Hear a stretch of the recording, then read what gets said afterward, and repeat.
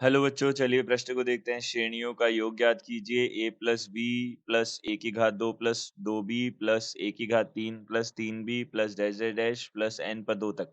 तो हमें क्या करना है? एन पदों तक इसका योग ज्ञात करना है। सबसे पहले मुख्य अवधारणा देखिए। मुख्य अवधारणा के अनुसार गुणोत्तर श्रेणी को देख लेते हैं। सबसे पहले गुणोत्तर श्रेणी के गुणोत्तर श्रेणी के n पदों का योग n पदों का योग जब प्रथम पद a तथा सार्व अनुपात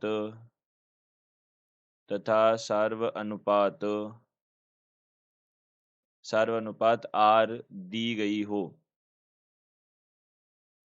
हो तो Sn क्या हो जाएगा? a r की घात n माइनस एक बटा r माइनस एक हो जाएगा। तथा इसी के साथ समांतर श्रेणी जिसका प्रथम पद a तथा सार्व अंतर d हो के n पदों का योग हमारे पास कितना हो जाएगा? यह हो जाएगा Sn, यह हो जाएगा n बटा दो, यहाँ से 2a प्लस n माइनस एक गुणा d हो जाएगा। यह बन जाएगा। तो यह हमने बातें लिख दी। अब देखिए यहाँ पे हमारे पास जो श्रेणी है वह क्या है? a प्लस बी प्लस ए की घात दो प्लस दो बी प्लस ए की घात तीन प्लस तीन बी और plus dash dash dash n पदों तक है। एन पदों तक। अब देखिए दो श्रेणियां बन रही है इससे। क्या क्या बन रही है? देखिए ए प्लस ए की घात दो प्लस ए की घात तीन प्लस डैश डैश डैश, यहाँ पे एन पदों तक। एक तो यह श्रेणी बन रही है।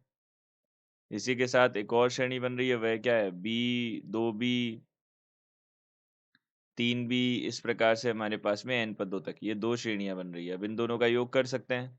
तो इन दोनों का योग किया तो प्रथम श्रेणी जो है उसके बारे में हम लिख लेते हैं। देखिए सबसे पहले प्रथम श्रेणी गुणोत्तर श्रेणी है। तो गुणोत्तर श्रेणी है तो इसका प्रथम पद तो ए ही है। प्रथम पद ए ही है। प्रथम पद तो ए है। और सार्व अनुपात जो है वह हमारे पास में कितना है? ए, वो भी ए है। यहाँ पे प्रथम पद जो है वह बी है। प्रथम पद बी है। सार्व अंतर होगा यहाँ पे तो, क्योंकि यह तो क्या है? समांतर श्रेणी है। सार्व अंतर यह हो जाएगा हमारे पास में बी का हो जाएगा। तो देखिए यहाँ से सबसे पहले हमने क्या किया? देखिए यहाँ सबसे पहले हमने इस प्रथम श्रेणी जो है उसका योग ज्ञात किया n पदों का। तो कितना हो जाएगा? a, और यहाँ पे r होता है तो r भी हमारे पास यहाँ पे a ही है, यानी कि सार्व अनुपात भी a ही है। उसकी घात n माइनस एक बटा r माइनस एक हो जाता है। यहाँ पे सूत्र लगा दिया हमने। अब देखिए दूसरा है हमारे पास b में। तो b में क्या होगा? n पदों का योग n बटा दो, यहाँ से दो बी हो गया प्लस यहाँ से n माइनस एक गुणा यहाँ से b आ जाएगा, क्योंकि सार्व अंतर क्या है हमारे पास में? b ही है। यह आ गया। तो इसको हम हल कर लेते। देखिए a की घात n माइनस एक बटा a माइनस एक हो जाएगा प्लस n बटा दो, यहाँ से कितना हो जाएगा? यहाँ से हो जाएगा, देखिए एक तो n भी आ जाएगा इनका गुणा करेंगे तो, और एक प्लस का b आ जाएगा। यह हमारे पास बन जाएगा।